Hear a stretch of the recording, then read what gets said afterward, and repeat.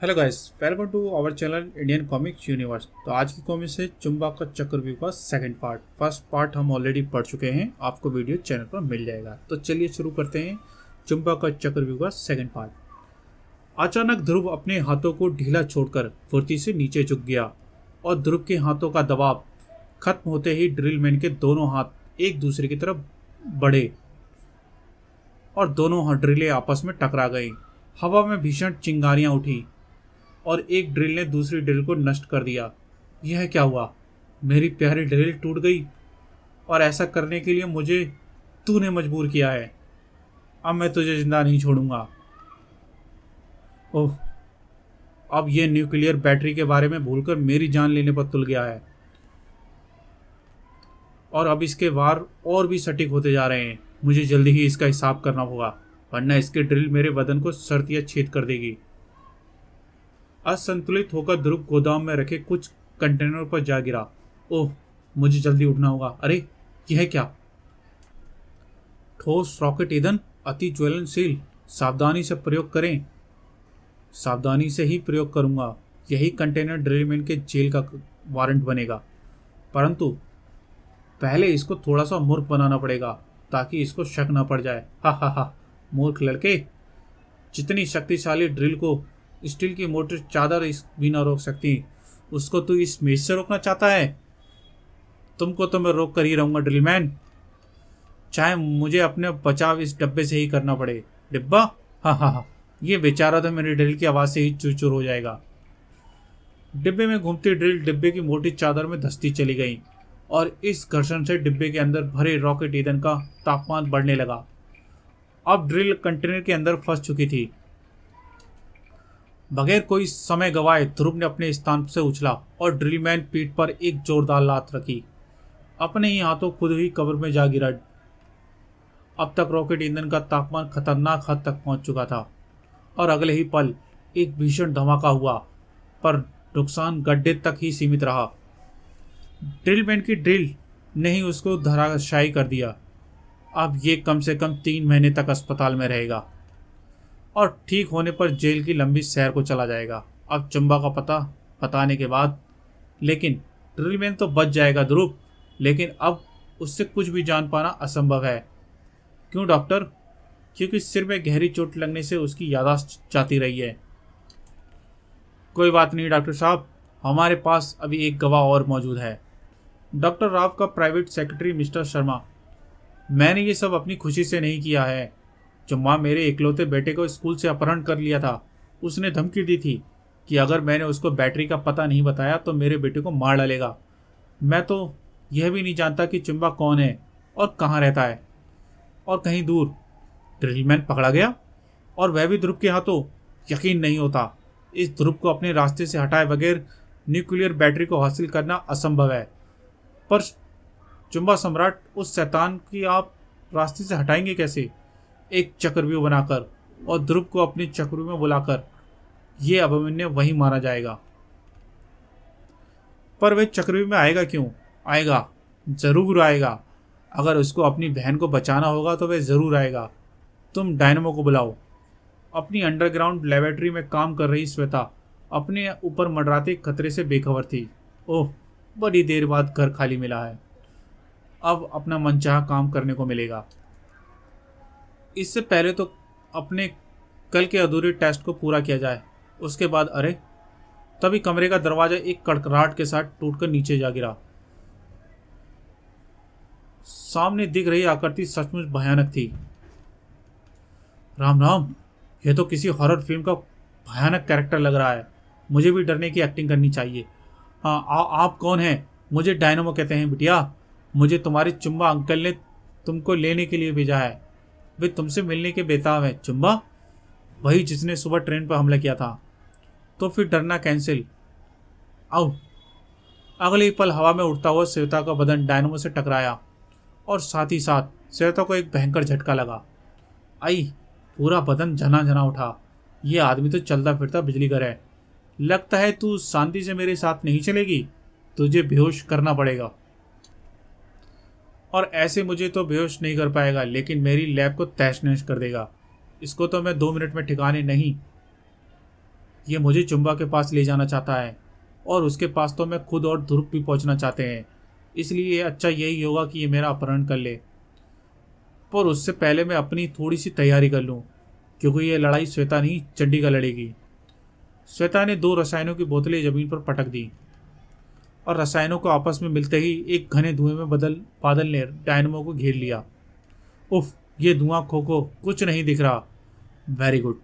और अब इसको रबड़ के पाइप से पकड़ करके इस कमरे में बंद कर दिया जाए। जब तक एक कमरे के बाहर निकलेगा उतनी देर में मैं इसके लिए तैयार हो जाऊंगी। अरे, इस छोकरी ने मुझे बंद कर दिया, पर इसका कोई फायदा नहीं होगा। मेरे इलेक्ट्रिक बोल्ट की कड़कड़ाहट तो पत्थर तक भी पिघला देती है। कोई भी दरवाजा या दीवार डायनमो का रास्ता नहीं रोक सकते। अब तू मुझसे नहीं बच पाएगी लड़की। एक विद्युत तरंग श्वेता की तरफ बढ़ी और श्वेता चीखकर गिर पड़ी। उफ, आजकल की लड़कियां तो लड़कों से भी कान काटती हैं, पर जीत आखिरकार मेरी हुई। हा हा हा। और वहां दूर अब हमको न्यूक्लियर बैटरी लगाकर मिसाइल त्रिशूल का परीक्षण जल्द ही करना पड़ेगा। चुंबा 2 बार नाकामयाब हो चुका है, हम उसको कामयाब होने का इंतजार नहीं कर सकते। मेरा भी यही ख्याल है सर। आप मिसाइल छोड़ने की तैयारी जरूर कीजिए, पर मेरी योजना के अनुसार। और अगर मेरी योजना सफल हो गई तो न्यूक्लियर बैटरी भी बच जाएगी और चुंबा भी पकड़ा जाएगा। इधर ध्रुव चुंबा के लिए अपनी योजना बना रहा था और दूसरी तरफ चुंबा ध्रुव के लिए अपना चक्रव्यूह। ध्रुव को खत्म करने के लिए मेरा चक्रव्यूह तैयार है, पर तुम तैयार हो ना मिस्टर डायनमो? आप चिंता मत कीजिए सम्राट, चक्रव्यूह से पहले द्वार पर मौजूद है। मैं मौजूद हूं और इसी द्वार पर चुंबा का ध्रुव का खात्मा हो जाएगा। शाबाश डायनमो, ध्रुव को खत्म करने के बाद उस बैटरी को हासिल करना मामूली काम होगा। चुंबा का शरीर फिर चुंबकीय कणों में बदलकर तारों में समा गया। ध्रुव को चक्रव्यूह में बुलाने की तैयारी शुरू हो चुकी थी। अरे, यह क्या? श्वेता की अंडरग्राउंड लैब का दरवाजा टूट कैसे गया? अंदर घुसते ही ध्रुव स्तंभ रह गया। हे भगवान, यह तो लगता है कि अभी भी कोई बवंडर आकर गया है। श्वेता भी कहीं नजर नहीं आ रही। तभी कमरे में रखा टेलीविजन अपने आप ऑन हो गया। सुपर कमांडो ध्रुव, तुम्हारी प्यारी बहन श्वेता हमारे कब्जे में है। चुंबा, अगर तुम उसको जिंदा देखना चाहते हो तो बगैर कोई वक्त खोए तुरंत राजनगर नेशनल फॉरेस्ट के पुराने गेस्ट हाउस में पहुंचो, अकेले। अगर किसी को भी साथ लाए तो तुमको वहां पर तुम्हारी बहन की एक नहीं बल्कि 2 टुकड़े मिलेंगे। ध्रुव बाहर जाने के लिए घूमा। अब ये गुंडे श्वेता के जरिए मुझ पर वार करना चाहते हैं। ऐसा पहले भुजंग ने किया था और अब अरे, टेबल पर यह चिट्ठी कैसे रखी है? चिट्ठी उठाते ही ध्रुव की काफी चिंताएं दूर हो गई। श्वेता की निगरानी मैं कर रही हूं और पुराने गेस्ट हाउस की तरफ बढ़ते वक्त उसका दिमाग काफी निश्चिंत था। डायनमो बेताबी से अपने शिकार का इंतजार कर रहा था। क्या बात है, अभी तक वह छोकरा यहां पर नहीं पहुंचा, क्यों? पर छोकरा वहां पहुंच चुका था। इस पेड़ की डाल मुझको चुपचाप गेस्ट हाउस के अंदर पहुंचा देगी और इससे पहले कि चुंबा मुझे ढूंढ पाए मैं श्वेता को ढूंढ लूंगा। पर यह कैसे पता चलेगा कि इतने बड़े गेस्ट हाउस में चुंबा ने श्वेता को कहाँ रखा है? हर कमरे में चेकअप करना नामुमकिन है। तभी तेज रोशनियां जल उठी। ही, आंखें बंद मत करो कमांडो, अपनी मौत को एक नज़र देख लो। डायनमो अपने हर शिकार को यह मौका जरूर देता है, तो चुम्बा ने फिर अपने एक जूनियर भेजा है। तुम्हारी शर्तों के मुताबिक मैं आ गया हूं डायनमो, अब तुम श्वेता को छोड़ दो। हम तुम्हारी लाश के साथ साथ उसकी लाश भी घर पहुंचा देंगे कमांडो। मुझे नहीं मालूम था कि मामला इतनी आसानी से नहीं। आओ। ध्रुव का गुस्सा लगते ही डायनमो के साथ साथ ध्रुव भी चीख उठा, क्योंकि डायनमो को छूते ही उसके शरीर में एक तेज करंट दौड़ उठा। ओह, इसके तो पूरे शरीर में तेज करंट दौड़ रहा है। सिर्फ मेरे बदन में ही नहीं बल्कि इस कमरे की दीवारों फर्शों पे भी करंट दौड़ रहा है। अब तक तो तुमको रबड़ सील के जूतों ने करंट से बचाया हुआ है, पर तुम ज्यादा देर तक नहीं बच पाओगे। यह ठीक कह रहा है। फर्श या दीवार पर हल्का सा स्पर्श मेरे लिए मौत का स्पर्श साबित होगा, पर ऐसी भी कई चीजें हैं जिन पर बिजली का असर नहीं होता, जैसे लकड़ी। तू अभी मेरी शक्तियों को जान नहीं पाया ध्रुव, वरना ऐसी बचकानी हरकत तू कभी नहीं करता। मेरे इलेक्ट्रिक बोल्ट किसी भी चीज को चूर चूर कर सकते हैं, और इस किसी भी चीज में तुम्हारा शरीर भी शामिल है। इसके इलेक्ट्रिक बोल्टों की बौछारों के बीच में से इस तक पहुंचना असंभव है, और इससे बच पाना तो और भी मुश्किल है। इसलिए इसके विद्युत तरंग को वारों को रास्ता बंद करना पड़ेगा, और विद्युत तरंग को रोकने का यंत्र बहुत साधारण सा होता है, लोहे की एक नकुली छड़,